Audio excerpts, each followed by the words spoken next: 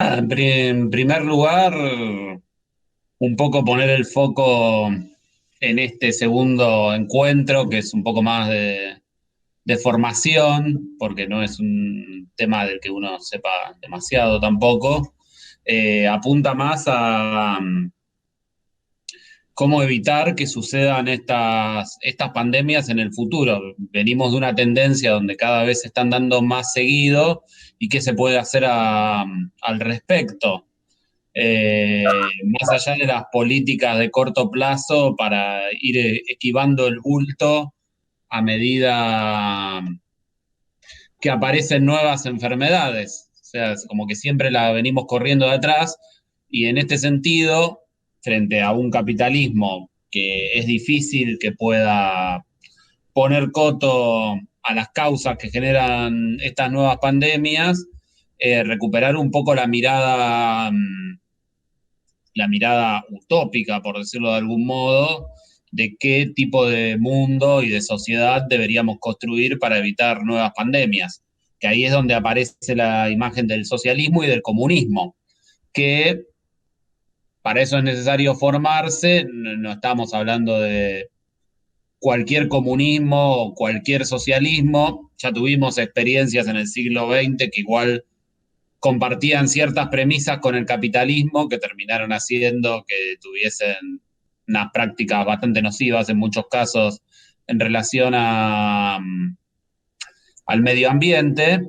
Entonces, bueno, qué lógicas, ya que el socialismo y el comunismo es un sistema que uno busca construir conscientemente y no que se da en forma azarosa, qué lógicas habría que abandonar y por qué caminos habría que introducirse para que esa construcción social, esa nueva sociedad que va mucho más allá de la socialización de los medios de producción, justamente pueda empezar a revertir el camino en el que actualmente estamos, que tiende a la multiplicación de esta clase de problemas como son las pandemias. En ese sentido, un poco queríamos escuchar acá la palabra del compañero Guillermo Folguera, que es biólogo y filósofo, sus reflexiones al respecto, del compañero Albino Rivas, que es trabajador de la Facultad de Agronomía de la UBA, y del compañero Pablo Rojas, que es trabajador metalúrgico, que justamente el socialismo implica un poco la socialización de saberes que actualmente están bastante estancos por las características que tiene la sociedad burguesa. Entonces, todos estos procesos de formación son muy importantes para intercambiar y socializar saberes de cara a la construcción consciente de un nuevo tipo de sociedad, en este caso en relación específicamente al tema de cómo evitar nuevas pandemias. No sé quién de los tres compañeros quiere arrancar o le quiere encontrar la vuelta a esta pregunta.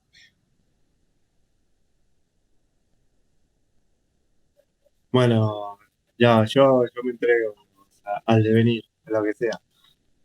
Bueno, la idea de esta charla, básicamente, era tratar de rehabilitar la utopía, como que, de alguna manera, empezar a volverla cierta, utopía, que poder empezar a mirar al horizonte y levantar un poco la cabeza de esa naturalización que el capitalismo nos viene imponiendo, digamos.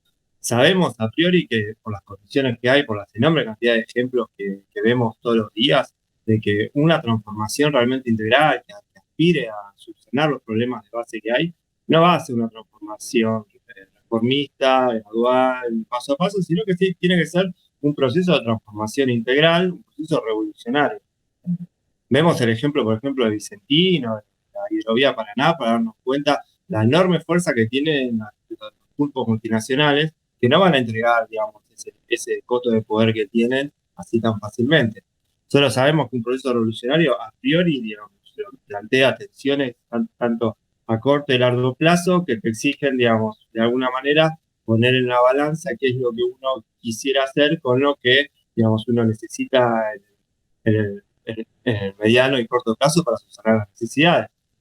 No sabemos tampoco cuáles van a ser los sectores que realmente puedan producir esa transformación integral, digamos, de qué actores va a estar constituido, ni tampoco digamos, cuál va a ser la reacción por parte del imperialismo. Digamos, tenemos ejemplos de bloqueo, tenemos ejemplos no sé, de sabotajes internos y demás. Lo que sí sabemos es que existen tendencias actuales, digamos, que se van a ir profundizando y que van a existir necesidades que son intrínsecas de la sociedad en general. Por eso yo quería enfocarme, digamos, en el caso que es la producción de alimentos y en el marco, en las tensiones que plantean el problema del cambio climático y el medio ambiente en general. ¿Entendés? Sabemos que el cambio climático, que el ambiente no es meramente una ideología o entendida en el sentido idealista, sino que estamos hablando de una necesidad intrínseca, digamos, de una realidad donde la sequía, las inundaciones, el proceso de certificación van avanzando que tienen que buscar soluciones, que hasta ahora las soluciones que vienen dando el capitalismo son todas a corto plazo, todas soluciones parches para una situación puntual, pero que no buscan una salida de fondo. ¿Entendés? Por ejemplo, algunas tendencias que nos muestran es que, por ejemplo, en todo lo que aparte del NOA, del Cuyo, incluso la Patagonia, va a haber un aumento promedio de la temperatura, pero sí una disminución de las precipitaciones. Creo que de acá al 2050 al menos un 20%, lo cual eso implica, digamos, que te pone en una situación media extrema a la hora de querer producir alimentos. Por otro lado, ¿entendés? En sectores como ejemplo como es la pampa deprimida o gran parte de la zona núcleo va a haber un aumento de precipitaciones, lo cual también te cambia de por sí todas las posibilidades que tengas para producir y ya lo están viendo. Y la otra gran tendencia, digamos, que se observa es que es el aumento de eventos extremos. Por ejemplo, uno como el que estamos viviendo ahora, una bajante histórica del Paraná, desde hacía 50 años que se estaban registrando estos valores, que hace que, entre otras cosas, haya un precio del alza de la soja a nivel internacional, justamente por la baja rentabilidad que hay. Entonces, en esta circunstancia que nosotros estamos planteando, en esta hipótesis, sabemos que necesitamos producir pan, como decía Kropotkin, pero también necesitamos regenerar las condiciones para que producirlo a corto, mediano y largo plazo, que es básicamente regenerar la naturaleza. Digamos. Para eso nosotros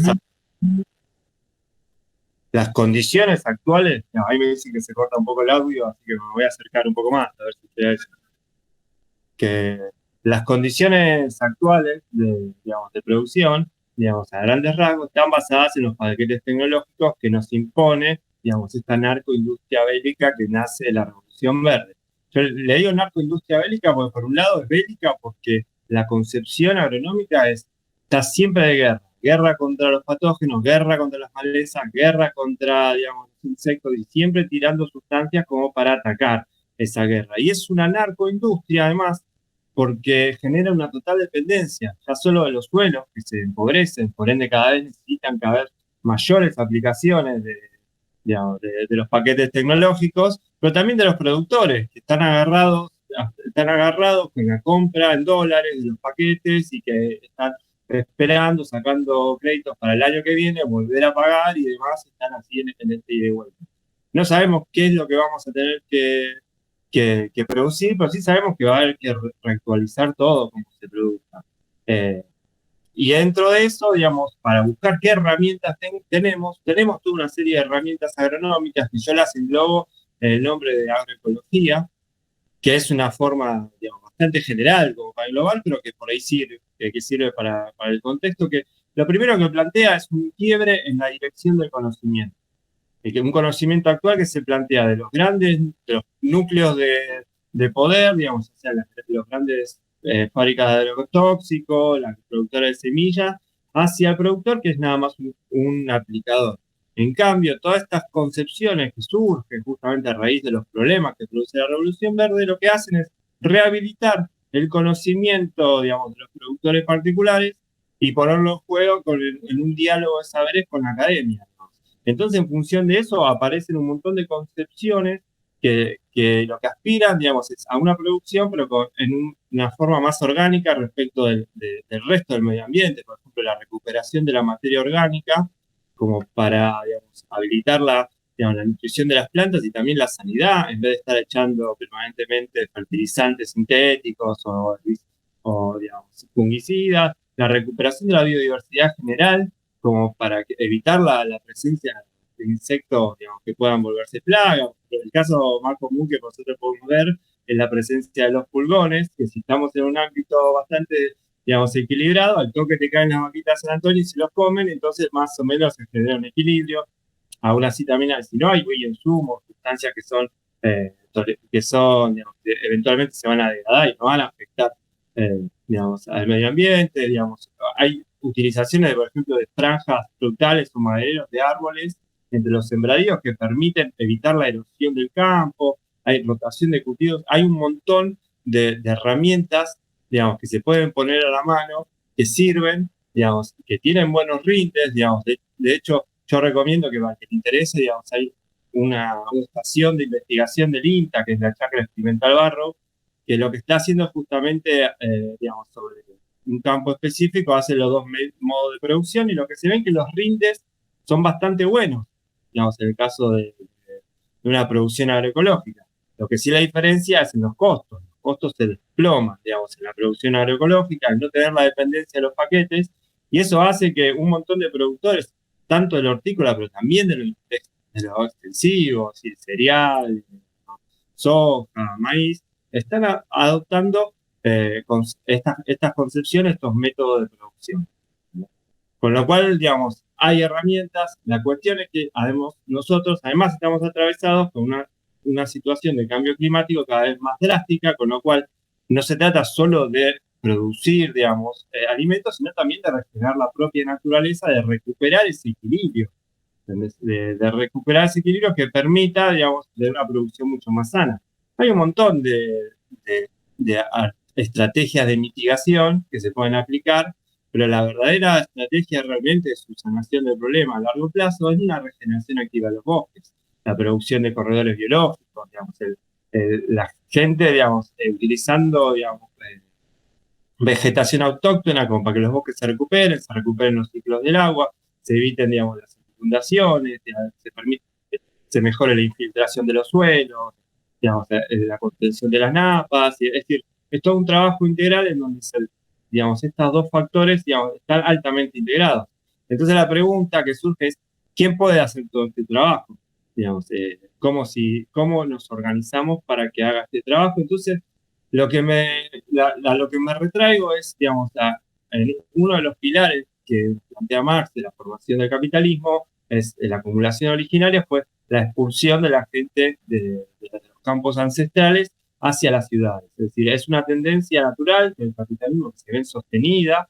Digamos, de hecho, acá en Argentina estamos en un lugar donde, digamos, solo entre un 5 y un 7% de la población rural estable, de toda la población total, solo hay un 5% de la población rural estable. Es decir, la gente fue expulsada del campo por estos modelos que lo que buscan es justamente una alta ganancia rápida. Entonces, digamos, lo que orientamos es que lo mejor que se puede hacer es construir colonias con proyecciones a conformar pueblos que puedan hacer, digamos, que puedan volverse autónomos, producir sus alimentos, digamos, interconectarse con el resto, y al mismo tiempo generar todas digamos, estas tareas de rehabilitación y de reconstrucción a nivel, digamos, de la naturaleza en general, porque además, por otro lado, tenemos el problema de la ciudad. Las ciudades son espacios, digamos, a priori, digamos, son los grandes espacios, los grandes vectores de todas las epidemias que haya visto, digamos, la humanidad en su trayecto, digamos, son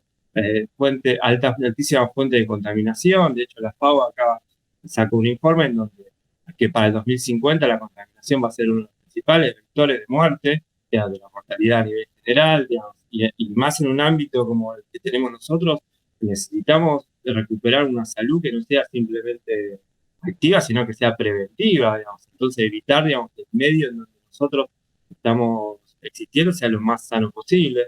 Digamos, es decir, hay que reconstruir la producción de alimentos, el sostén de nuestra sociedad, a su vez, está, digamos, de la mano de una reconfiguración general de la sociedad, como nos fuimos organizando.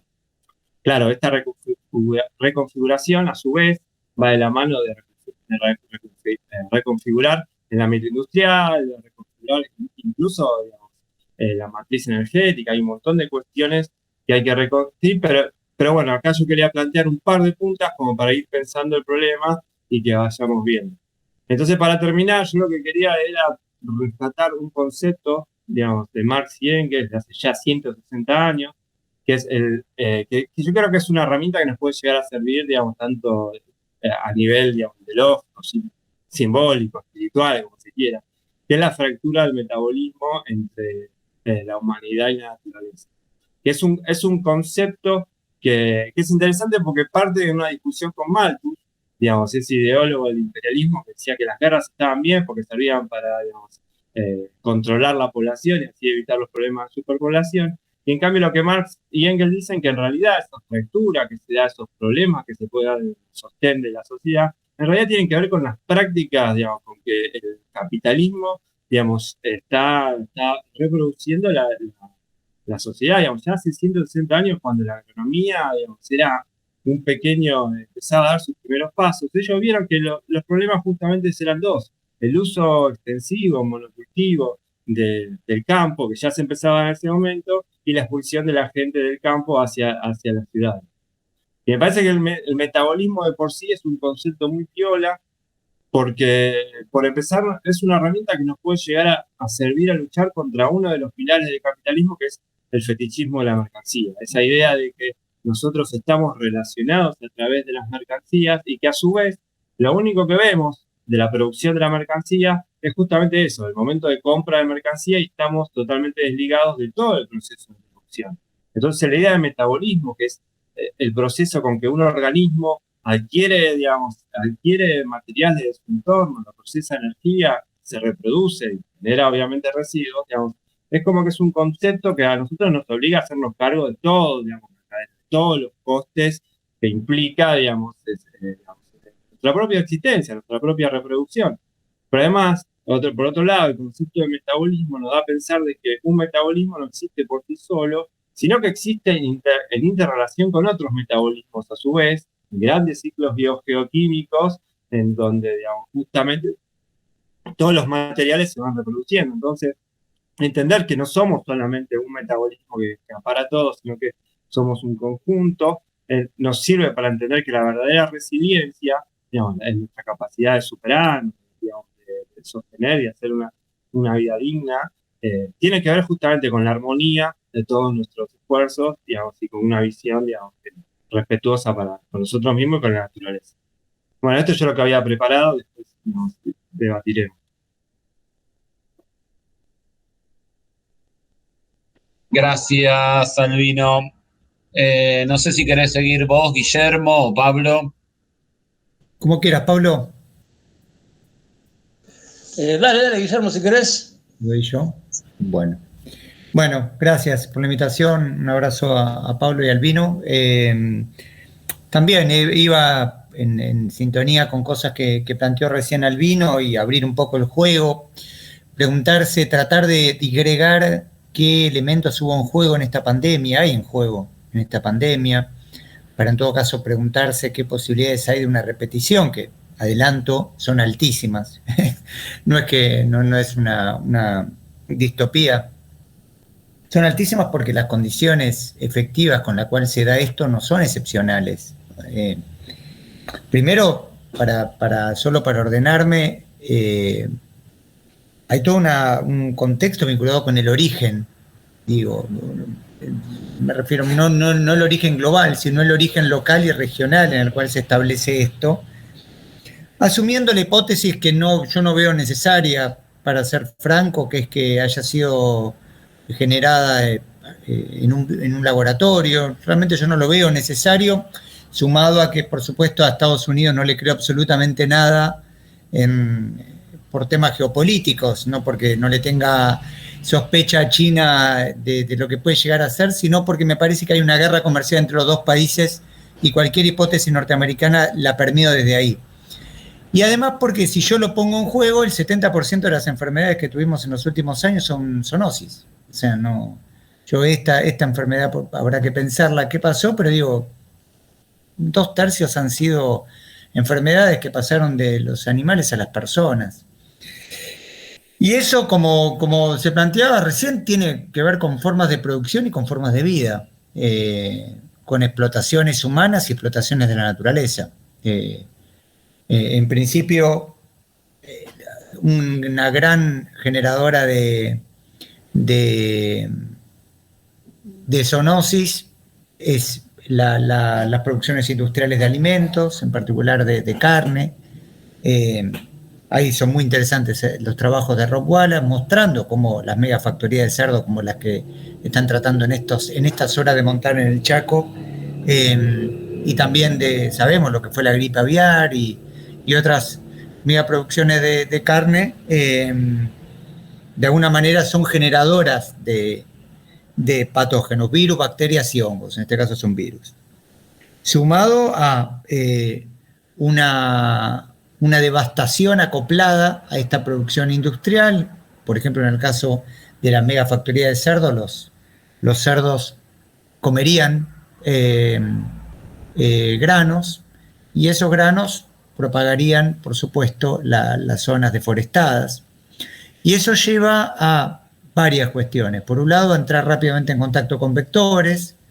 Por vectores me refiero moscas, mosquitos, ratones, que son propagadores de enfermedad, y también por un tema de intervención ecosistémica, la pérdida de predadores de esos vectores. Llevado a un lenguaje coloquial, y deforestar significa rápidamente entrar en contacto con la posibilidad de enfermarnos. Y tener animales hacinados significa intensificar eso. Si encima de eso le agregamos la batería química que se le tiran cotidianamente a estas megafactorías, etcétera, lo que esperamos es que salgan patógenos hiperresistentes. De hecho, uno de los grandes problemas ya está presente, pero no se está hablando, tiene que ver con la pérdida de efecto de los antibióticos, donde la mayor parte de los antibióticos se está usando en megafactoría de animales a nivel global.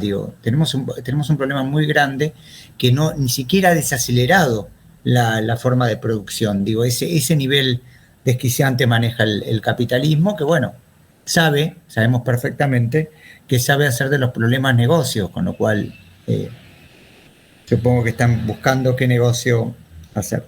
Todo esto tiene que ver con el origen. Yo en general apoyo la hipótesis de que esto surgió de algún tipo de zoonosis, que esto directamente está vinculado con formas de producción y explotación de la naturaleza, y que esto tiene que ver directamente con procesos de deforestación por un lado y de lógica demográfica. Que eso creo que Albino dijo algo en ese sentido también, es a nivel mundial hay una cuestión creciente de comunidades en grandes ciudades. En el caso de Argentina tenemos unos números espantosos. Casi el 95% de la población vive en grandes ciudades. Eso implica un hacinamiento, eso implica malas condiciones de vida, y eso implica una altísima tasa de contacto entre personas, lo cual es todo un cóctel ideal para que eso que se generó, en términos zoonóticos, se propague. Se ve, ¿no? En términos de propagación, ya no solo local, sino regional, además del ya mencionado, obviamente, la mega circulación aérea, ¿no? Y este sueño de la globalización de un todo mundo, aparece una lógica demográfica como la que comenté recién, y después la comprensión, que a veces a mí me llama la atención cuando no se pone en juego en grandes debates, que no es lo mismo la propagación de un virus a la propagación de una enfermedad. Y yo sé que acá estoy diciendo algo obvio, pero quiero ratificarlo. Y de hecho, en el caso de la pandemia, tenemos una tasa de asintomáticos realmente muy alta. No es lo mismo tener el virus a enfermarse. Y acá, en todo este contexto de pandemia, se reconoció mucho que las personas, o bien de mayor cantidad de años, o bien en peores condiciones de vida, etcétera, eran las personas más frágiles, o bien con comorbilidades, eran las personas más frágiles, eran las personas que además rápidamente tienen alta probabilidad de pasarlo horrible y de morir. Entonces, ¿por qué voy a esto? Porque la propagación no es ajena a los sistemas inmunes que agarra de nuestros cuerpos, a la forma de organizarnos o no organizarnos como comunidades, a las condiciones de vida, a las condiciones de naturaleza y a la explotación laboral. Trenes hacinados, incendios en un contexto en el cual el virus entraba por vía aérea. Digo, toda una serie de elementos que sin lugar a dudas tuvieron que ver con escenarios de propagación y que, por ejemplo, en el caso de Cava, si bien entró por los sectores de mayor poder adquisitivo que habían venido de Europa y llegaban en avión, rápidamente fue a las villas miseria, y no es casualidad, tiene que ver con malas condiciones de vida y más generó destrozos ahí, que se encargaron en tapar, ¿no? Y junto con el origen y la propagación aparece el problema de la mitigación, que reitero acá, junto con los sistemas inmunes degradados, las malas condiciones de vida, las malas condiciones laborales, la forma en la cual se encargaron de que no haya comunidad.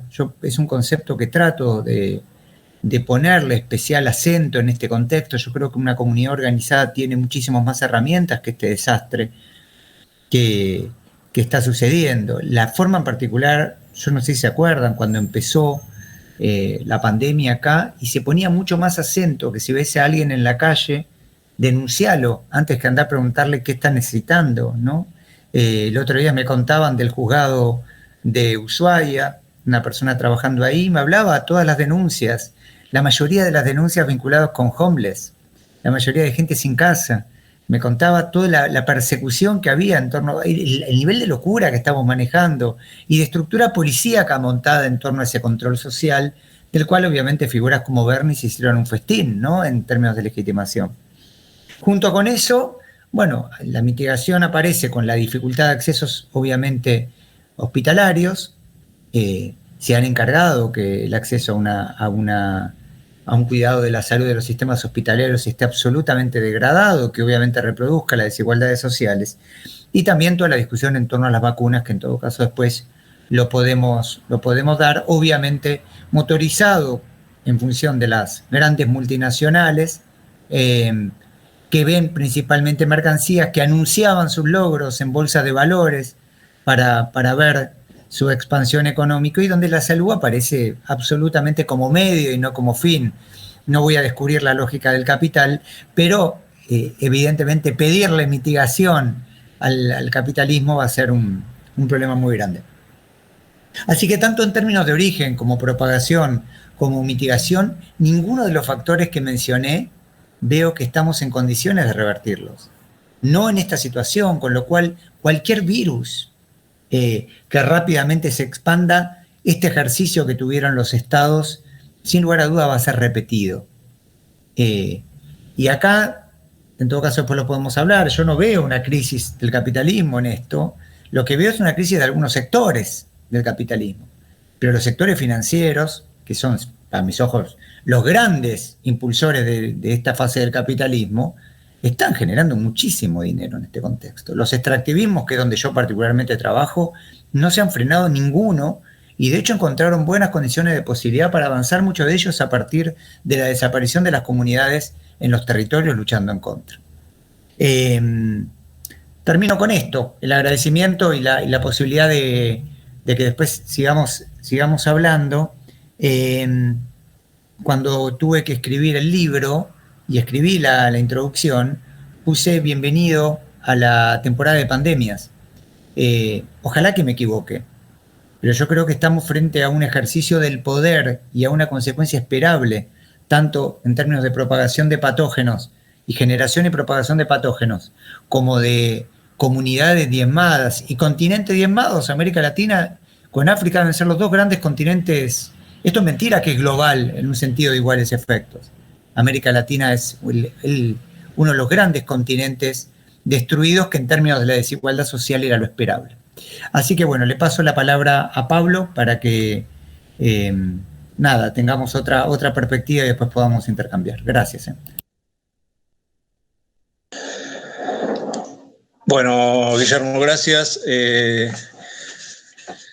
Sí, a ver, hay en esto que venía diciendo Guillermo, bueno, y lo que decía Albino en su principio, yo creo que tenemos que remarcar algunas cuestiones que me parecen fundamentales. Lo primero es una conclusión que que en la charla anterior con Gonzalo Moyano Balvis y Aníbal Aristizábal y Gabriela, llegamos a esa conclusión, que bueno, que es una conclusión evidente, que es que el capitalismo no nos va a cuidar. O sea, el capitalismo produce para la ganancia cada vez de menos gente, hay mucha población sobrante, hay otra población que la tendencia es a la pauperización de esa población, es la tendencia histórica, y como recién decía Guillermo, les cierran las ecuaciones en el sentido de la ganancia a los grandes capitales. Reproducen esto de que es de la financiarización de la economía, que es una trampa y bueno, es generador de crisis para el propio sistema, pero los que salen indemnes o los que salen favorecidos de estas crisis concentran poder económico y se fortalecen, siendo cada vez menos, se fortalecen cada vez más. Por eso yo creo que esta es una realidad que la tenemos que encarar un poco desde... el término desde la utopía no me cierra mucho, porque en realidad me parece que más que utópico es una cuestión científica. O sea, utópico sería si no se puede realizar, puede ser, tendríamos que discutirlo. Si es así, bueno, sí, estamos hablando de utopía, pero yo creo que tenemos que hablar de lo que podemos hacer, o de lo que tendríamos que empezar a hacer, si es que no está empezado, en cuanto al cambio que necesita el planeta y la humanidad, y bueno, y los reinos animales y vegetales que están en él, para sobrevivir a la ganancia capitalista. O sea, la ganancia capitalista es destructiva y es el motor de toda la crisis que estamos viviendo. No solo, no digo a nivel económico solamente, que yo creo que estábamos en un momento de recesión en el mundo, o entrando en él por lo menos a fines del 19, sino o sea, se combinaban la crisis del ambiente, que es esto, un poco la pandemia es la cúspide de esa crisis, es un poco donde vemos que realmente es así, y que el capitalismo lleva a diferentes modos de destrucción de lo que hace a la humanidad en sí, lo que hace al planeta, ¿no? O sea, esto, visto desde un punto de vista de la ganancia, ¿no? La división de tareas en el mercado mundial, donde te exportan las granjas porcinas, las megafactorías, una para sacársela de ellos de encima, que es una bomba de tiempo, y otra por la gran producción de alimentos para esos porcinos que hay en estos lugares, digamos. Y por eso cuando sale a la luz un poco esta idea desolada de las megafactorías, empiezan los incendios. O sea, se quemó medio país el año pasado, en un principio de la pandemia, casualmente, entre comillas, a partir de esta idea de que, bueno, vamos a necesitar mucho alimento para los porcinos que vamos a producir. O sea, cada vez, si vos tomas una partecita del planeta, como es nuestro país, y pones el centro en 2 o 3 producciones centrales para lo que hace la economía mundial, el resto cada vez importa menos. Entonces, cada vez los capitales tienen más cintura para achicar las condiciones de trabajo, para achicar salarios, porque aumenta la desocupación, bajan las condiciones de vida, que es otra realidad con la que estamos hoy en día conviviendo, que yo creo que está en cierto modo oculta, porque la pandemia, si bien fue un fogonazo que nos mostró todas las carencias del sistema capitalista, la carencia del sistema de salud, la carencia de la vivienda, la carencia de alimentos, la carencia de trabajo y demás de grandes sectores de la población, también, en cierto modo, esta política de encerrar a la población hace que bajen las tendencias consumistas. Entonces, al ser menos las necesidades inmediatas, también el poco ingreso rinde más, entonces eso, digamos, cuando se vuelve una normalidad más parecida a la de antes, va a ser mucho más grande el salto, porque vamos a tener una situación donde el que está encerrado en casa no necesita ropa, el que está encerrado en casa no piensa en el recital, en el teatro, en el cine, en las salidas, y cuando eso pase nos vamos a encontrar con que no vamos a tener acceso. O sea, hoy nos estamos restringiendo a lo que es comida y medicamentos en muchos casos. Digo, entonces, todo esto es lo que provoca la pandemia y el control social que rigen los gobiernos a partir del surgimiento de la pandemia, el control social para aplicar esto y bajar las condiciones de trabajo, bajar las condiciones de vida de gran parte de la población, hace que también, en cierto modo, les ha resultado favorable. Si bien les provocó a sectores una crisis económica, si nosotros partimos de la hipótesis de que la crisis económica era algo inminente o que se estaba empezando a gestar en el 19, también estas políticas les llevó a que puedan hacer con un shock lo que hubieran tenido que hacer a más largo plazo, que es el gran ajuste que por ahí que no. Yo creo que hicieron un primer laboratorio, un primer intento de esto en la crisis de 2008, que justo coincidió también, entre comillas, con la como es la gripe H1N1, que el capitalismo habrá sacado conclusiones, los grandes de ahí habrán pensado y habrán dicho, bueno, no la pudimos aprovechar como debíamos para llevar el ajuste a fondo y tener una política más agresiva que nos permita relanzar la economía en cierto término, y bueno, ahora están haciendo todo lo que en ese momento no pudieron hacer. Creo que esta epidemia por ahí es más complicada que el H1N1, sin dudas, está siendo así, pero también la utilización que hace el capitalismo de ella para avanzar sobre las condiciones de trabajo y de vida de gran parte de la población, también son mucho más agresivas en el mediano y en el corto plazo. Una de las cuestiones que yo por ahí tendría que tomar o que habíamos quedado como un tópico era la reconversión industrial, en esto de que nosotros decimos, bueno, el capital no nos cuida, ¿qué tendríamos que hacer en una sociedad que sea distinta, ¿no? Nosotros, desde la visión socialista, planteamos el primer gran cambio es la producción que deja de estar en manos privadas para estar en manos de las necesidades sociales, o sea, deja de producir para la ganancia, empieza a producir para las necesidades de la población. El tema también es que para ver qué cambios tendríamos que producir, tendríamos que pensar, digo, a mí me cuesta, y yo lo planteo más como interrogante muchas cosas, porque nosotros, hoy decía, la construcción socialista es una construcción científica y nosotros tenemos que construir una nueva sociedad a partir de lo que tengamos, o sea, no la podemos construir en el aire, se parte de lo que hay anteriormente, destruyendo lo nocivo, digamos, tomando el poder y relanzando de otro modo, con las limitaciones que esto puede llegar a tener, porque tenemos la industria que tenemos, en el agro, por ahí lo planteaba Albino con más claridad, hay más salidas, por lo menos en nuestro país, más inmediatas, porque tenemos una gran producción, pero lo que hace a la industria pesada o el eje que se ha puesto en la producción del último, digamos, también la división de tareas del mercado mundial, acá se producen acero y autos centralmente en lo que hace la industria pesada y, bueno, máquinas agrícolas.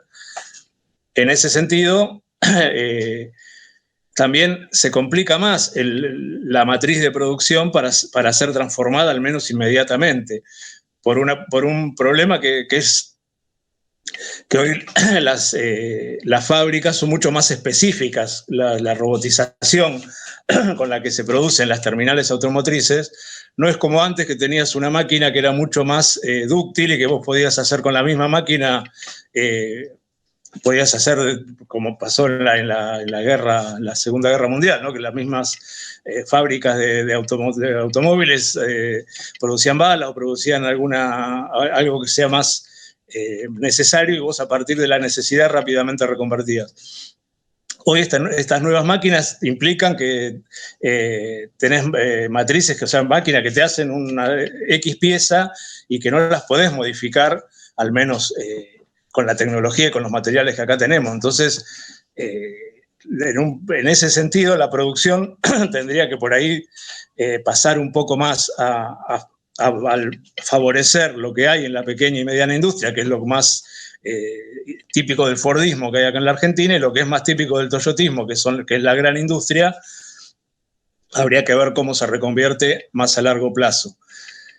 Pero también tenemos que ver cuál es o sea, si hablamos de las necesidades inmediatas de una nación después de realizar una revolución, nosotros siempre vemos esto, ¿no? Las realidades de las revoluciones del siglo XX, donde hubo bloqueo, donde hubo intento de invasión por parte de las potencias imperialistas, por parte de los grupos de capitales que son expropiados en el propio país. Entonces, en ese primer momento tenés también que tener una economía reconvertida a enfrentar esa situación, que es una situación de guerra la que está planteada. Pero también tenemos otro problema con estas hipótesis que estamos barajando, que estamos hablando de una hipotética revolución en un país como el nuestro o en el nuestro, cuando tal vez no sea esa la realidad. Tal vez tengamos que no salga de Argentina la revolución, salga de, por decir, Bolivia o Perú o otro lado, y nosotros seamos no el país fundante de esa revolución, sino que nuestra primera tarea tal vez termine siendo asistir a esos otros países para el relanzamiento. Digo, por eso son más las preguntas que las respuestas, porque estamos muy lejos de esa situación en lo concreto.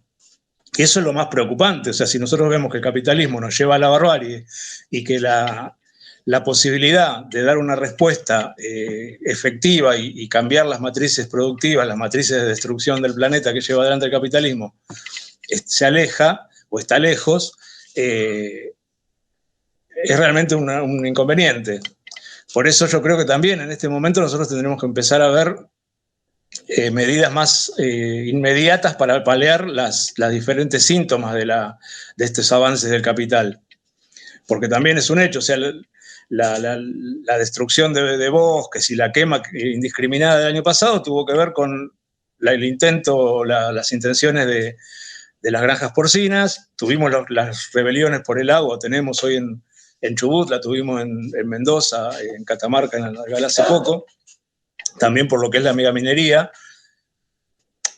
Conflictos que se dan para enfrentar lo más inmediato, digamos, que es esta destrucción de tu lugar de vida. O sea, que también la globalización del capital y esta división de tareas hace que hoy no habría ninguna industria local en los años 20 del siglo pasado, que se le ocurriría, bueno, destruyo todo y total saco carbón y con eso vivo. No, o sea, hacían otro tipo de minería. Hoy la minería es, bueno, destruyo, saco y listo, y el país del cual destruí, saqué, queda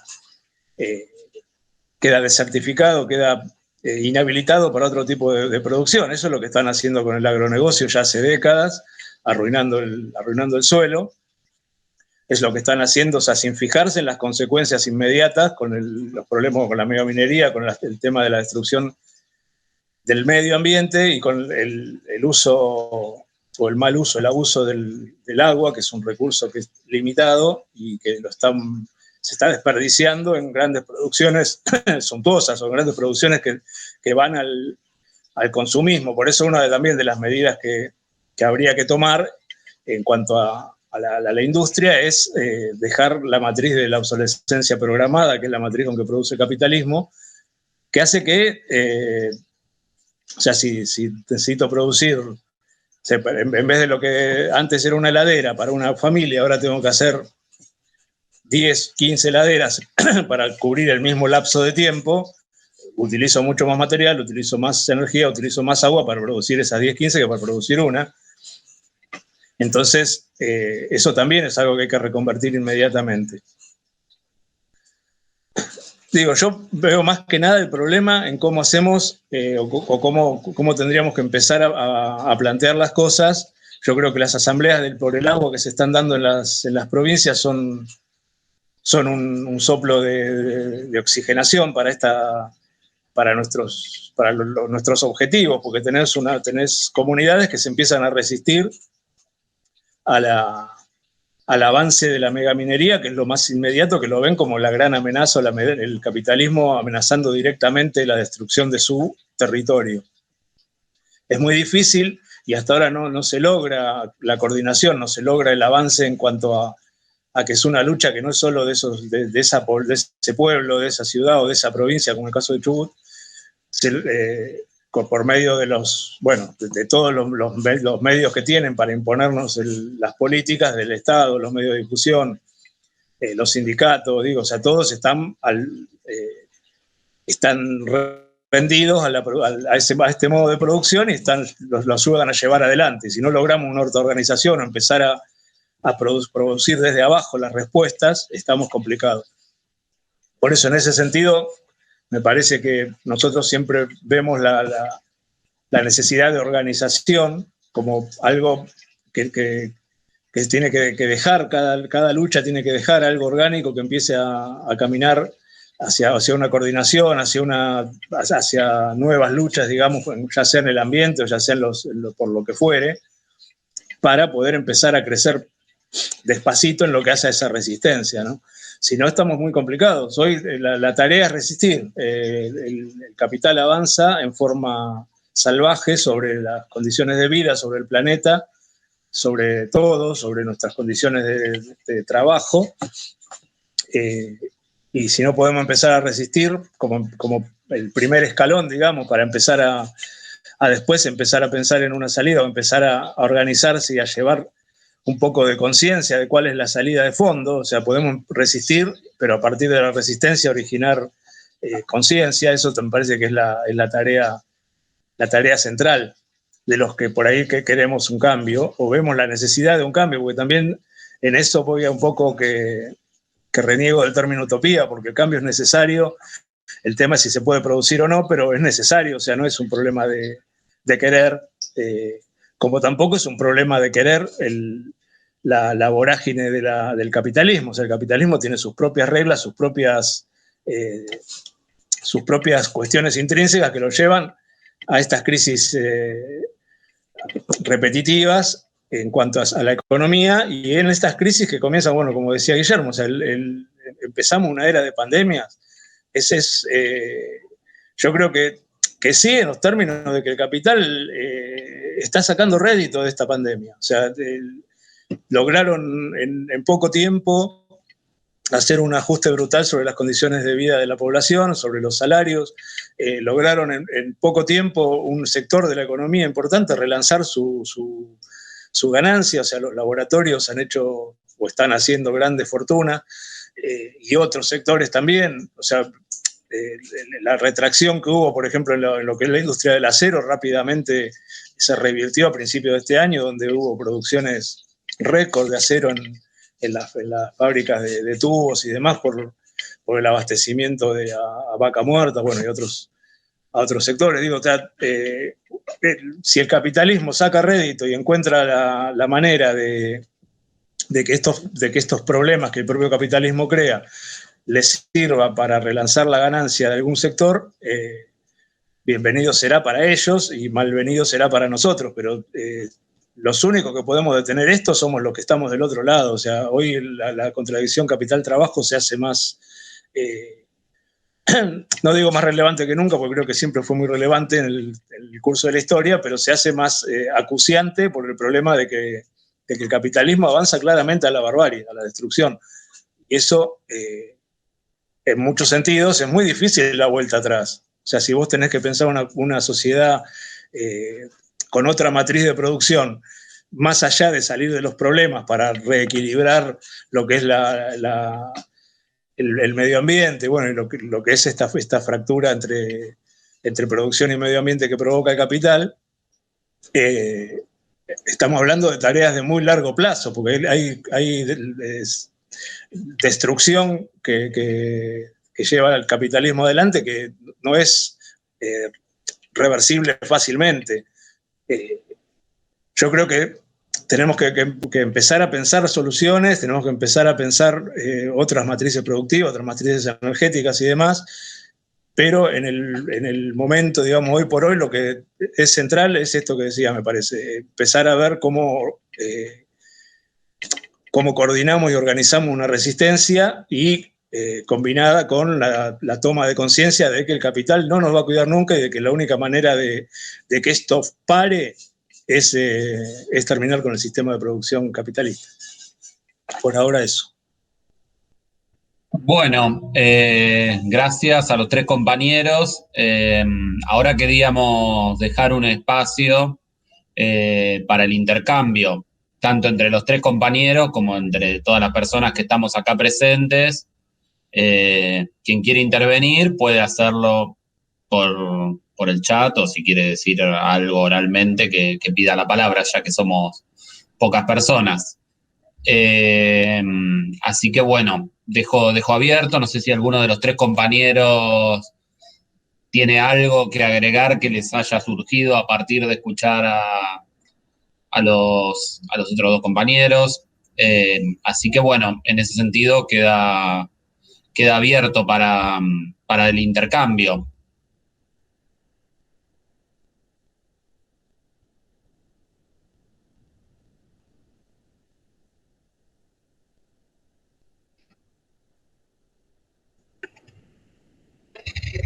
Bueno, mientras alguien piensa alguna pregunta, yo voy a decir algo que venía pensando, que en general el capitalismo, uno de los, o al menos yo siempre he escuchado ese argumento, que uno de los argumentos para seguir destruyendo hábitats, sobre todo vía el desmonte, pero también de muchas otras variadas formas, para seguir llenando el ambiente de toda clase de venenos y demás, era la necesidad de aumentar la producción, en este caso de alimentos, para disminuir el hambre en el mundo.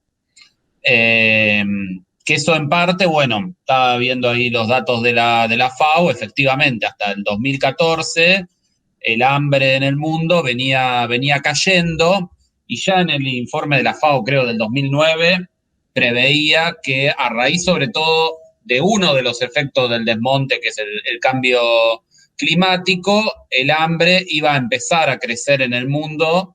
Y bueno, a partir del 2014 eso se ha empezado a verificar, sobre todo en el África negra, digamos, al sur del Sahara, y en menor medida en América Latina. Si bien en otros lugares el hambre sigue bajando, digamos, el hambre extremo, como es el caso del sudeste asiático, no llega a compensar el aumento en esos lugares, que una de las explicaciones que dan los de la FAO para eso es justamente los efectos en esas zonas del cambio climático. Y eso ya se estaba viendo antes de la pandemia, y lo que se prevé es que esta pandemia profundice esas desigualdades y esa situación. De hecho, las previsiones hacia el 2030 eran que iban a crecer el hambre, y esta pandemia le agregaría unas 100 millones de personas más, según lo que prevén. Y también leía un artículo que salió hace unos días en la Sociedad Norteamericana de Nutrición, que también plantea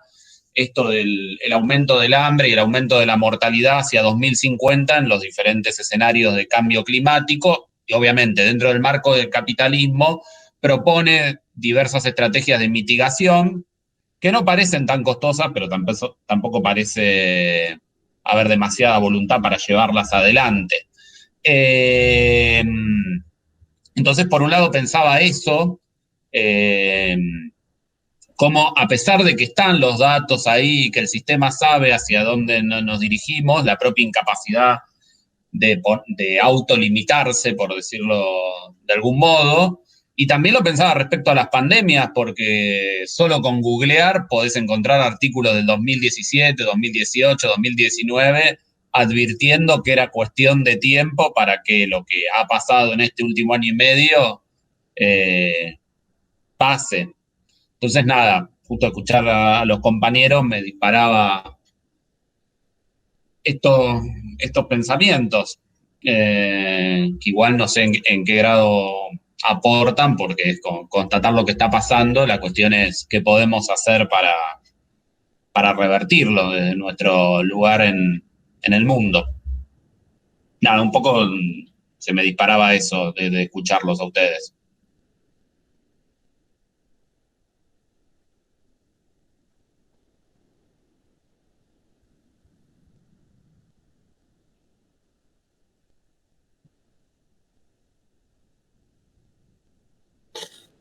Bueno, sí, yo me quedé con una cosa, con el sentido de modernización y de profundidad. Me parece que son dos elementos centrales a reconstruir, a ver cómo encontramos esa organización que es esencial. Sabemos que, digamos, un actor se organiza en función de sus intereses más inmediatos, como por ejemplo digamos, los territorios que ven inmediatamente afectados, su modo de producción, su modo de subsistencia, digamos, por los efectos digamos, de los grandes extractivismos.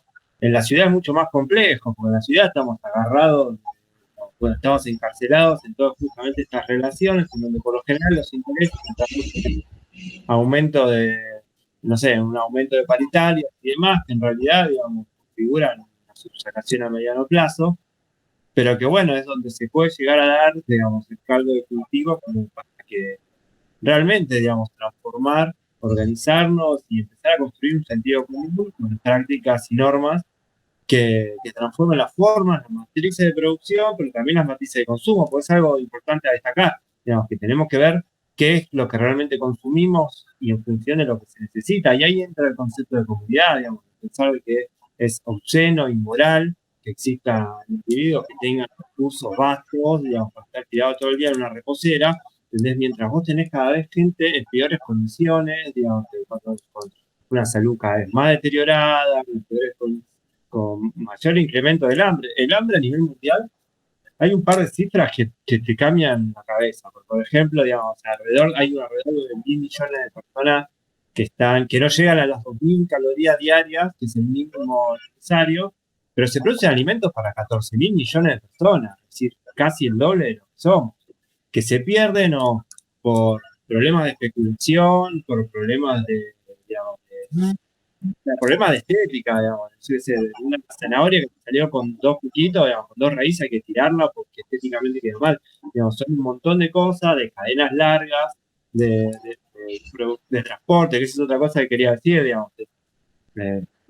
La producción, digamos, la producción de alimentos es también uno de los grandes generadores de gases de efecto invernadero, más o menos el 20% de lo que se produce. Por eso también es necesario pensar en canales cortos, digamos, en pequeñas comunidades, en dejar, digamos, de viajar tanto, digamos, como para, digamos, justamente para ahorrar energía, digamos, que es lo que hay que pensar.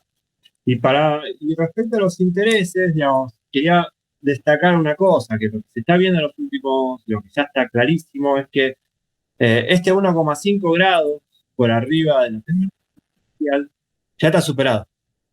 No, ya prácticamente está superado, ya los gobiernos se dieron en derrota. Se sabe que al menos un mes de acá al 2025 se va a alcanzar por arriba de 1,5, con lo cual el promedio, vos sabés que a 2030, que era el límite donde pusieron, el punto de no retorno, digamos, ya va a estar superado con creces. Y el tema es que el sistema climático es un sistema caótico. Es decir, una vez pasados ciertos puntos de equilibrio, el sistema entra en proceso de inestabilidad hasta que en algún momento entre a un nuevo equilibrio. Ese interín es este próximo ciclo que nosotros vamos a vivir, en donde lo que vamos a ver es que un interés inmediato de toda la población mundial, digamos, va a ser justamente tratar de solucionar este problema. Pero sabemos que no va a pegar de la misma manera, que ya se están constituyendo algunos núcleos de paraíso ambiental, que es Europa, que es algunas zonas, digamos, permanentemente nos pregonan de cómo utilizan cada vez más matrices energéticas renovables, pero sus multinacionales acá siguen haciendo estragos. Y que bueno, nada, se configura una obligación, un interés próximo, inmediato a toda la población mundial, que bueno, a ver, que en función de lo que construyamos de acá en más, digamos, como que se va a girar a la posibilidad de realmente una transformación que nos haga vivir en un mundo mejor, básicamente. Uno no pide mucho más, que se pueda vivir con respeto, con armonía, que nadie se cague de hambre y que todos podamos más o menos tener una vida digna.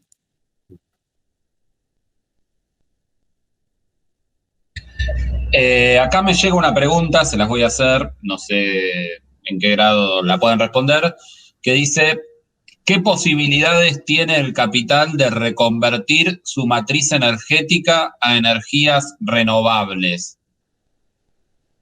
¿Cómo la ven?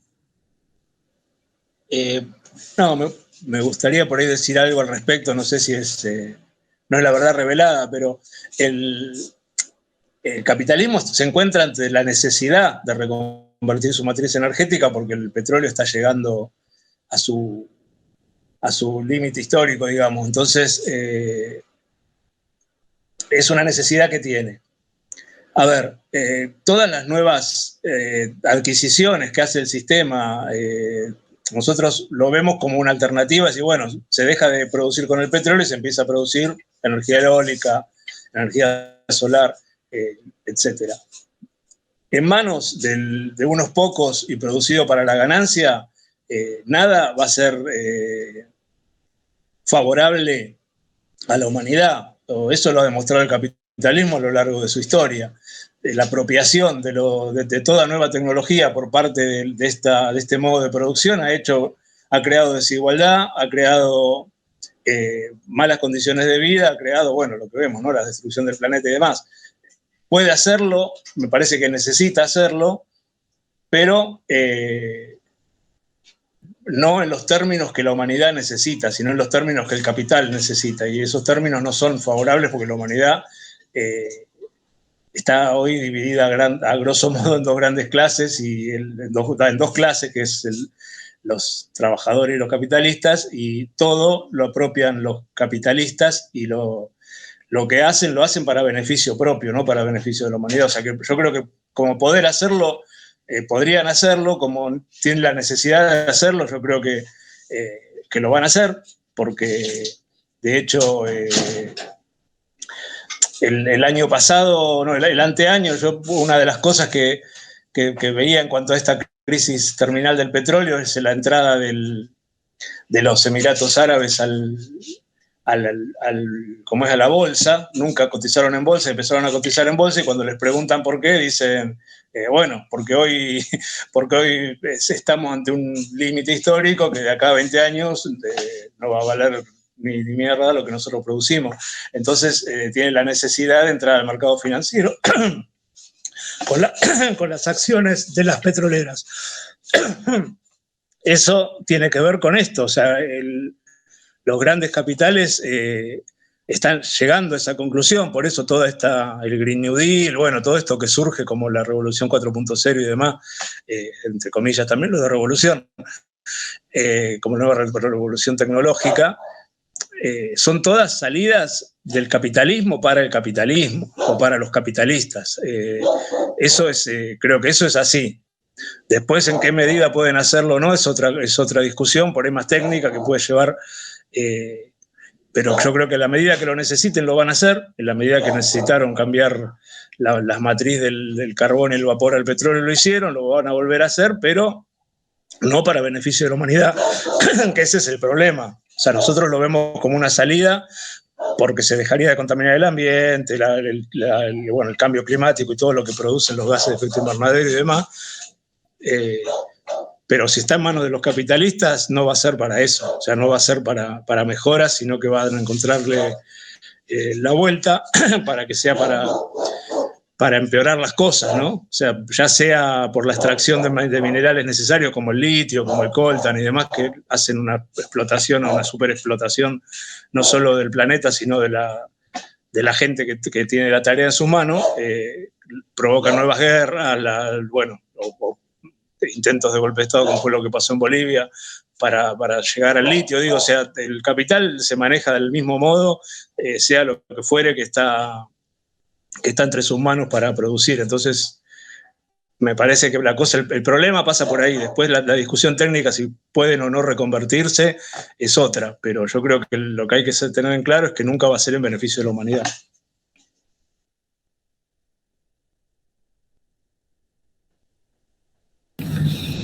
Yo solo agregar una pequeña anécdota. sumado a una especie de reflexión al respecto. El otro día tuve un contacto con gente de Tras la Sierra, con un colectivo de Tras la Sierra, porque hay una empresa china que está poniendo guita para paneles solares. Y claro, están devastando Tras la Sierra, a puro panel solar. ¿Y eso qué es? Eso es más de lo mismo. Eso no, por más que sean paneles solares, sino. Entonces, yo creo que parte de lo que yo por lo menos trato de no subestimar al capitalismo y preguntarme cuánto el capitalismo puede soportar en esto. Disculpen, un segundo, tengo que bajar, perdón, un segundo. Ahora vuelvo con la anécdota, igual está terminada. Ahora vuelvo un segundito. Bueno, mientras el compañero atiende, no sé, Albino, ¿vos tenés algo para agregar? Yo lo que quería contar es que para pensar cambiar una matriz, cualquier la que sea, digamos, antes hay que pensar en cambiar la matriz de consumo, ¿entendés? Porque uno puede pensar en coches, digamos, coches eléctricos, pero en tanto y en cuanto estemos pensando que cada uno va a tener su coche eléctrico, en realidad no vas a tener una transformación. Por ahí, como máximo, vas a tener una mitigación en los mejores casos, pero con, digamos, la huella total va a seguir avanzando, digamos, porque es que justamente es cambiar la matriz de consumo. Claro, pero cambiar la matriz de consumo también es cambiar la matriz de valores, porque la concepción de que todos tenemos un coche y en función de ese coche nosotros, digamos, podemos pensar que tenemos un alto nivel cierto nivel de vida, digamos, y que en cambio, digamos, tengamos que empezar a movernos en colectivo, que es una forma mucho más eficiente, pero que claro, es mucho más popular, digamos. Entonces hay una cuestión de valores que están asociados a la matriz de consumo, de la cantidad de pelotudeces que se producen, se compran, simplemente para satisfacer el ego, un ego que además, digamos, no te satisface más que en el momento que lo compraste, ¿entendés? Y que es una de las grandes estratagemas del capitalismo justamente para seguir avanzando, y que es una de las bases de la, como decía Pablo, de la obsolescencia programada, permanentemente está haciendo cosas que se van a romper para después volver a ser hechas. Y todo eso implica un gasto enorme de energía, un gasto de una huella de carbono enorme, y que bueno, básicamente no, lo que decía Guille es que podés pensar en cambiar cualquier matriz, pero tanto y en cuanto no cambies la matriz de consumo, ¿entendés? El resto, digamos, es todo chamuzo. No, termina, me generó expectativa. No, tal cual, gracias, Albino, por cubrir. No, es que pasa por ahí, o sea, la anécdota venía a que China está metiendo guita para paneles solares, y el panel solar ahí es lo mismo que si fuera un chancho. O sea, la lógica ahí es la misma lógica predatoria, el mismo impacto sobre la naturaleza, el mismo impacto sobre los cuerpos, el mismo impacto destrozando los vínculos humanos del lugar, y lo que muchas comunidades están denunciando como sacrificio de territorios y de cuerpos, pero y a mí me pasa lo mismo, porque además a partir de los últimos tiempos, por ejemplo, esas claves, obviamente que acá no, de, bueno, ¿cuándo la humanidad se va a hacer vegana?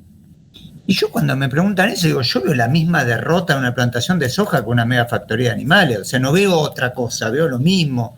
Por ahí me resulta más simpático un chancho porque tiene ojos, pero después, digamos, es más o menos lo mismo. Entonces, lo que me pasa con esto es que si yo me tomo en serio la capacidad que tiene el capitalismo de reciclarse, de repensarse, de hacer de los problemas negocios, yo creo que tenemos delante un desafío enorme. Quizás las novedades no vengan tanto por la crisis del capitalismo. Yo insisto, yo no estrictamente no veo que el capitalismo esté en una crisis de lógica, sí noto que en términos de legitimidad está perdiendo terreno. Y hay acá, a mí me gusta, acá algunos autores, algunos movimientos están poniendo acento en esto, que es la primera vez que el capitalismo en su historia no puede prometer mundos mejores. Y eso es cierto, la crisis climática en ese sentido le subraya, independientemente de donde quiera mostrar, todos los cálculos oficiales le dicen a los pibes y pibas, hoy de 15 años, que cuando cumplan 30 van a vivir peor. No que sus papás o abuelos, que ellos ahora. Entonces, ese desgaste, ese deterioro, yo creo que abre un tipo de brecha. Pero no diría que son las capacidades del capitalismo a revertir, porque aun cuando, o sea, yo creo que no hace la conversión energética porque no le conviene, y la va a hacer en el momento que le convenga. Estoy pensando en voz alta, muchas de estas cuestiones. No las tengo resueltas. Creo que tenemos una oportunidad, estoy convencido que tenemos una oportunidad política de avanzar, pero no tanto por un desgaste del capitalismo o por un aspecto como este, ¿no? Cuando la reconversión energética, o porque no sé qué opinan, pero el capitalismo ha dado impresionantes capacidades de revertirse, de cooptar, ¿no? La agroecología, en el escenario hegemónico que está tomando en la actualidad, está tomando un escenario absolutamente compatible con la estructura capitalista. Absolutamente. Más si la agroecología se empieza a configurar como una forma de darle de comer a los ricos. Es casi el escenario ideal, que haya un tipo de comida para los pobres, como decía Aquino, y un tipo de comida comida sana para los ricos. Así que bueno, perdón, y gracias de vuelta al vino por cubrir. Maravilloso. No, en ese sentido estoy de acuerdo, digamos, por la agroecología, digamos, se ve, digamos, de hecho nace también en cierta línea con lo que es la producción orgánica, que es abiertamente una producción para ricos, para una producción para ciertas capas, que bueno, digamos, ahora, digamos, están cobrando hegemonía justamente por una cuestión de costos, más que nada, digamos, que conviene a los productores, pero nada, es una herramienta, por eso yo la quería destacar como todo, como una herramienta que vos la podés usar con una cosa o por la otra, que te puede servir en ese sentido. Sí. No intentaba hacer un contrapunto con vos, Albino, igual, era solo sumando a cosas que dijiste. No, pero yo me parece que lo quise decir y se me pasó, digamos, en el cosa, en la vorágine de plantearlo. Me parece bueno que lo destaques. No, y respecto del otro, yo creo que también el capitalismo tiene una enorme capacidad para acomodarse, reacomodarse, pero el problema es que creo que en estas condiciones sabemos que se va a reacomodar, pero ese reacomodamiento no está pensando en los 7.000 millones de personas, sino que sabe que va a haber toda una capa enorme de poblaciones que es en última instancia sacrificable. Ya lo hace, existe en función del sacrificio de grandes capas, y que bueno, acá hay miles de millones que por ahí de hecho incluso les sirve como para una destrucción de fuerzas productivas y poder así reconstituirse. De hecho, yo tengo una teoría de que eso, que también están pensando eso. En la Segunda Guerra Mundial el capitalismo tuvo un despegue, pues justamente por eso, porque rompió toda Europa, entonces tuvo que reconstituirse. Bueno, acá no sé, para mí los chabones están pensando, último, se mueran un par de miles de millones y bueno, se acomoda todo y después seguimos. ¿Entendés? Pero bueno, sí, me parece que son buenos puntos para preparar. Sí, me parece interesante lo que mencionaron. Por un lado, esto de que el capitalismo no se va a caer solo, porque bueno, se puede seguir, podemos tener capitalismo 1000 años más, pues siempre se puede reinventar. Pero que bueno, sí aparece, me gustó mucho la idea esta de crisis de legitimidad, porque justamente una de las grandes justificaciones que encuentra la explotación capitalista a lo largo de la historia es, bueno, yo te exploto, pero estoy mejorando las condiciones de vida o los bienes a los que podés tener acceso, aunque sea marginalmente, en algunos momentos a mayor velocidad, como a mediados del siglo XX, en otros más lento. Pero bueno, esa es la gran legitimación, y en este sentido, como que los límites ecológicos que plantea el planeta, básicamente, ponen en discusión eso, y ahí aparece una crisis de legitimidad. Y me parece, voy a retomar el concepto de utopía, por más que a Pablo no le guste, me parece que justamente uno de los problemas que tenemos actualmente hace un par de décadas en realidad, es la incapacidad de pensar la posibilidad de la construcción de otros mundos, como a nivel de masas, me refiero, como algo realista. Entonces aparecen como estas explicaciones que toman en cuenta estos límites. Estoy pensando, por ejemplo, en el Green New Deal,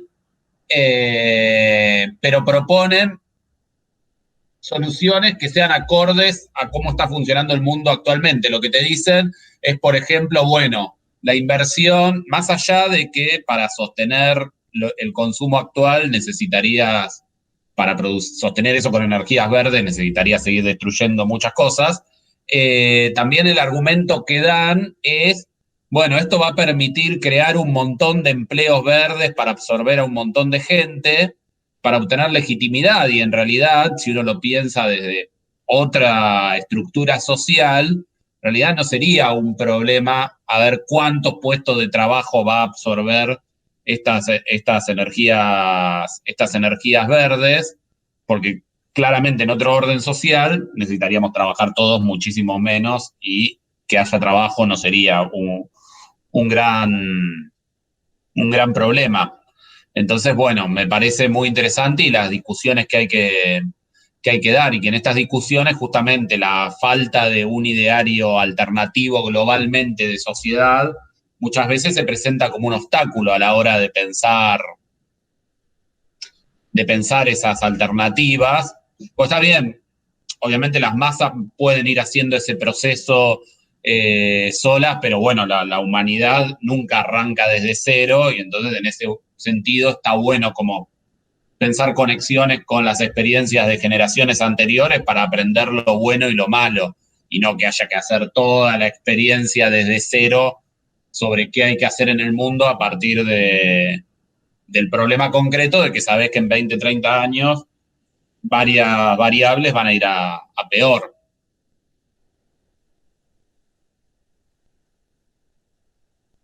No sé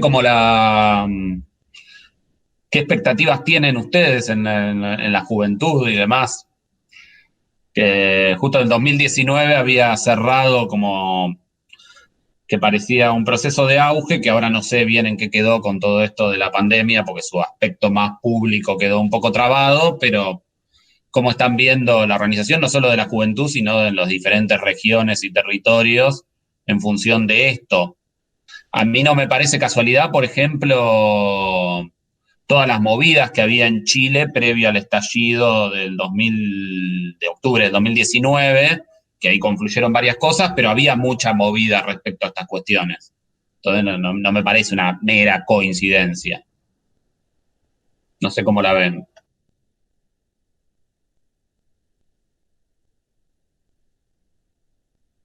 Sí, en el caso de la lucha chilena, efectivamente, yo seguí bastante dos casos.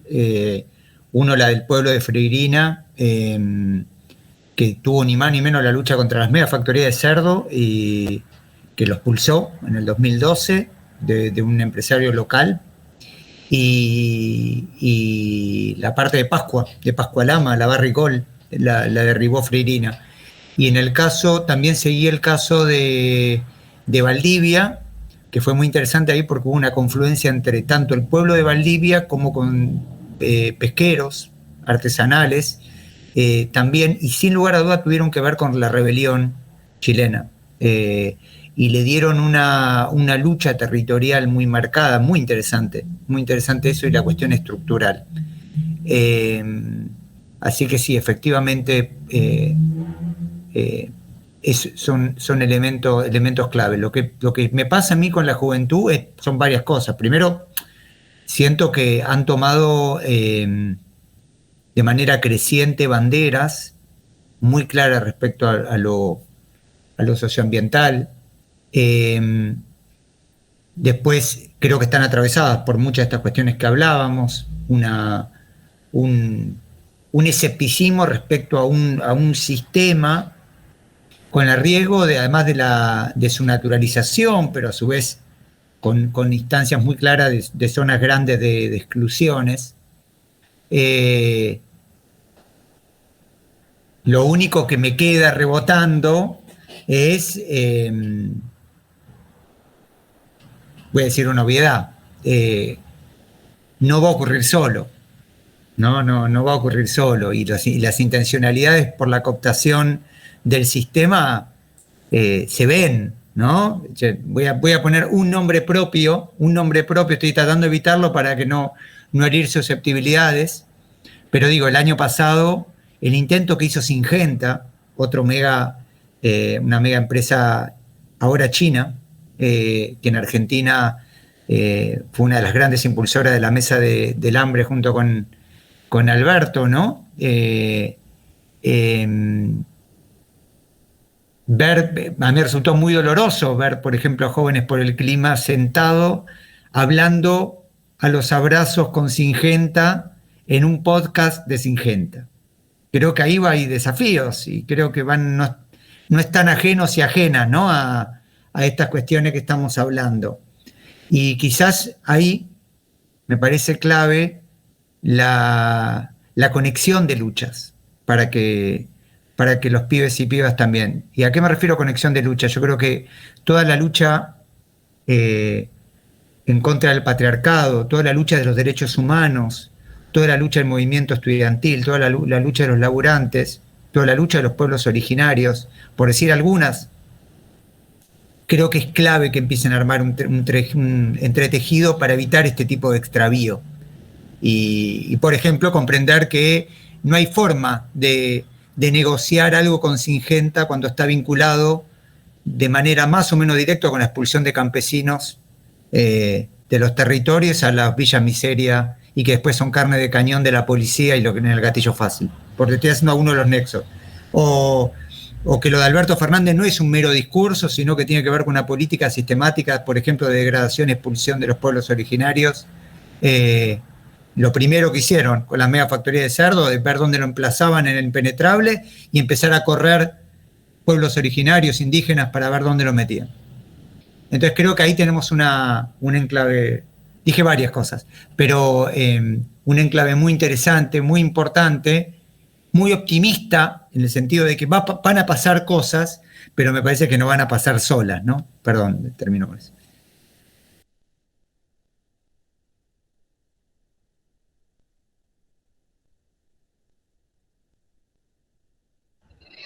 Claro, y ahí está el rol de las organizaciones y de quienes se dicen de izquierda o anticapitalistas, o socialistas, comunistas, las palabras que uno quiera ponerle, justamente para conectar todo eso y formar parte de esos procesos, no algo externo, y potenciarlos. Me parece como muy, muy interesante lo que se dice. Bueno, no sé si hay alguien de las personas que están conectadas que tienen preguntas, comentarios, alguien que quiera agregar algo.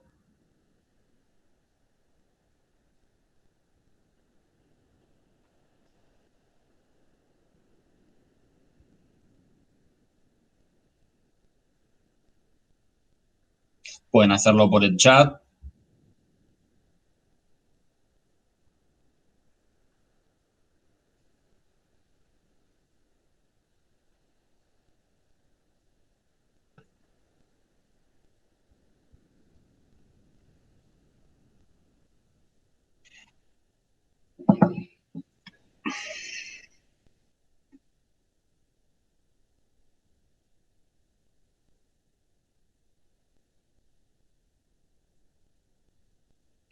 Alguna punta que haya quedado sin desarrollar.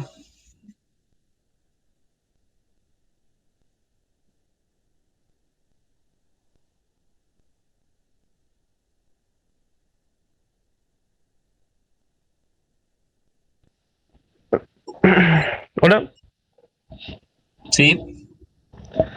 ¿qué tal? Habla Ícaro desde Salta. Un gusto hablar con gente tan piola. Últimamente estoy escuchando mucho acerca de el blockchain, las criptomonedas, como una herramienta fundamental para que se den estos cambios. Eh, Quería saber si ustedes tenían alguna visión acerca de esto. Eh, Eso, el blockchain. No sé quién quiere intervenir. Lo único que sé que puedo llegar a decir de eso es que Bitcoin cayó como un 25% en una semana y que nada, hasta donde entiendo yo, son como nuevas burbujas dentro del capitalismo que en realidad están sostenidas por sí mismas, nada más. Pero bueno, no es un ámbito del cual tenga mucho conocimiento. No sé si la pregunta te referís potenciar estos cambios, ¿a qué te referís a qué cambios en particular te referís? Pues yo estaba pensando más bien que una de las cosas que habían dicho sobre el Bitcoin, que por eso en parte se vino abajo, era el tema de lo antiecológico que son. O sea, uno piensa en todo el funcionamiento de Internet y demás, reemplazando a plataformas físicas, en este caso sería al dinero, pero en realidad muchas veces detrás de eso termina habiendo un consumo de energía, porque eso en algún servidor, en alguna parte del mundo tiene que estar eso. Bueno, ayer con las fallas de Internet que hubo a nivel mundial, eso quedó patente. Entonces terminan siendo profundamente contaminantes justamente por todas las necesidades de energía que tiene ese funcionamiento a través de Internet. No sé si te referías a eso específicamente. Porque bueno, es algo que alcanza las criptomonedas, pero en realidad tiene que ver con todo el funcionamiento del mundo virtual. De hecho, hace un tiempo leía que la música, por ejemplo, que se reproduce por streaming, por las diferentes plataformas y demás, termina siendo más contaminante que cuando se escuchaba música en el formato físico. Porque todo eso desde alguna base física se sostiene también, todo ese mundo virtual. Pero no sé si te referías a eso, no sé si querés ampliar. Dale, yo no estaba enterado acerca de esta contaminación, así como eh, de las bases de datos, no sé qué será. Eh, y no, yo me refería así como de un punto de vista más como económico, que entiendo muy poco. Por eso también la pregunta, como para ver si me aclaraban. Eh, de, de reemplazar, bueno, la, la moneda física por esto, que conllevaría así como conlleva una confianza entre los desarrolladores, los mineros y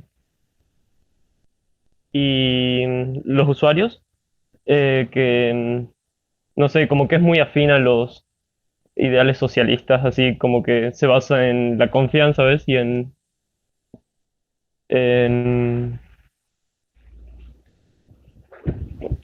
sí, no comprendo mucho. Era para ver si ustedes lo entendían más.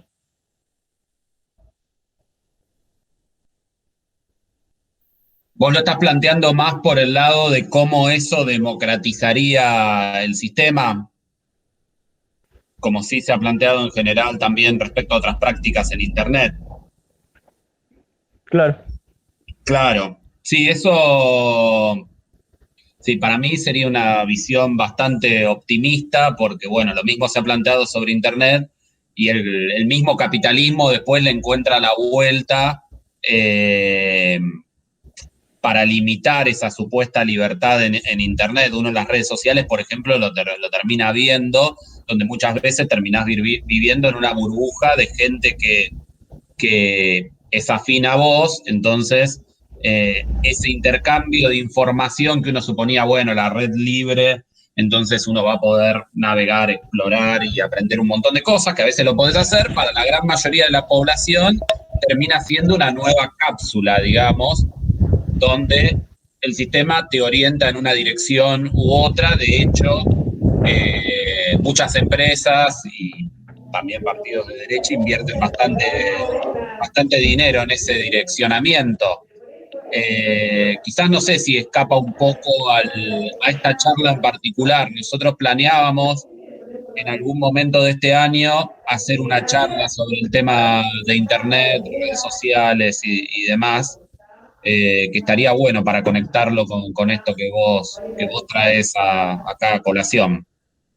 No sé si los compañeros tienen algo más para decir sobre esto.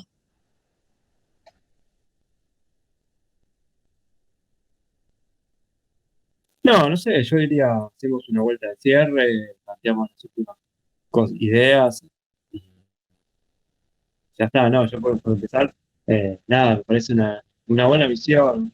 Hay que tener esta charla, tratar de, digamos, salir un poco de la crítica y ver qué podemos llegar a proponer, aun cuando, digamos, pareciera que estamos andando en un desierto, digamos, es como que es el esfuerzo que tenemos que hacer. Eh, y que nada, digamos, me pareció piola, incluso organizar esta charla, pensar, digamos, de qué manera uno puede llegar a plantearse y a caer más. Nada, por mí ya estoy, digamos, quería mandar un saludo a todos y nada, me pareció piola la charla. Lo mismo, me sumo un profundo agradecimiento por la invitación y un gusto haber compartido el momento del intercambio. Bueno, sí, yo igualmente les agradezco acá a los compañeros, a los que compartimos este panel y bueno, y a los que participaron también. Y que sí, hay que buscarle la vuelta propositiva. Yo por eso vuelvo a molestar con esto de que para mí no es construir la utopía, sino que es construir algo necesario para la humanidad y que algo que tiene, con lo cual soy optimista, que la humanidad, o que la clase trabajadora, los jóvenes, las mujeres, las luchas en los territorios abren la puerta para que esto cambie, que tenemos que empezar a apostar a esos procesos de lucha y organizar y ayudar a que esos procesos de lucha se coordinen y den organización para avanzar en esta pelea. Yo no pienso que para nada es una utopía, al contrario, es una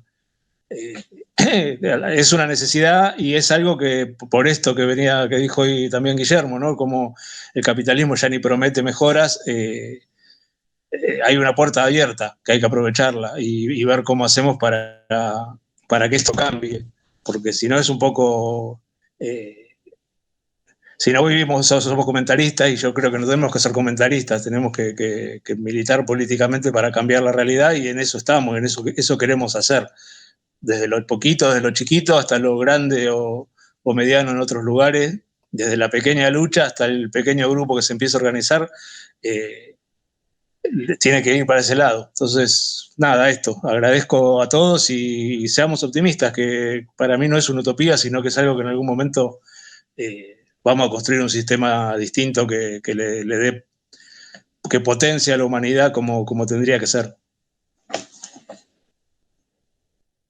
Bueno, gracias a todas, todos, todes por estar presentes. Y bueno, la charla quedó grabada, así que después se va a subir por si quieren escuchar alguna parte o si se la quieren pasar a alguien para que la escuche. Así que después la vamos a subir a nuestro canal de YouTube y demás redes sociales. Bueno, gracias por estar entonces.